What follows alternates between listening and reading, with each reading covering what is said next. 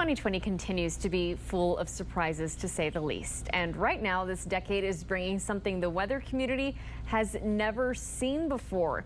The Saharan dust storm, while not uncommon, is proving to be the biggest ever recorded. Of course, Eric, right? Because why not, Stephanie? Exactly. And it continues in full force from Africa, stretching across the Atlantic to parts of the U.S.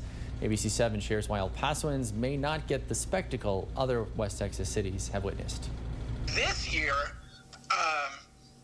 it's literally the biggest Saharan dust storm on record by pretty much everything that the research community has been looking at. Probably the largest single dust storm on Earth in the past 50 or 60 years. This dirt rides the jet stream, the westerly trade winds, brings it in here, so it travels like 5,000 miles. But yeah, this is a significant one. I mean, we're talking about, I've heard reports of like 700,000 large dump trucks of dirt being lofted in the air and then carried off to the west. The storm isn't a new phenomenon. Dr. Gill sending over images from the McDonald Observatory dating back to 2003, 17 years ago, and 200 miles east on I-10, capturing a pleasant day in Fort Davis on July 30th. Exactly 24 hours later, the imaging captures the Saharan dust.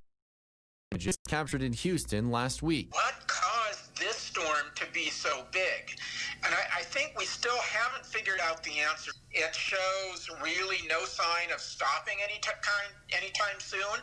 And so there are more pulses or waves of dust coming across the Atlantic. So just how far did that dust travel? I've seen reports that certain low but certainly discernible levels of this wave of Saharan dust have been quite detectable in places like Midland, Odessa, up towards Lubbock.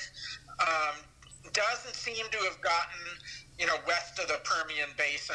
But will it spread to our city in West Texas? We're not going to be looking at much of anything. It'll stay out to the east of us and then disperse and travel maybe more towards the north as you head into the Midwest. But again, we're just going to be too far west to see anything significant out of this at all. And if you learn nothing out of that story other than this, it's that Doppler Dave, even when he's on vacation not working, he's still working. Although we'll miss the spectacular views of sunrises and sunsets, there is some good news, though, that the dust won't be making it this far. Experts say dust of any kind will increase the inflammation of the respiratory tract, and it could make asthma and lung disease worse.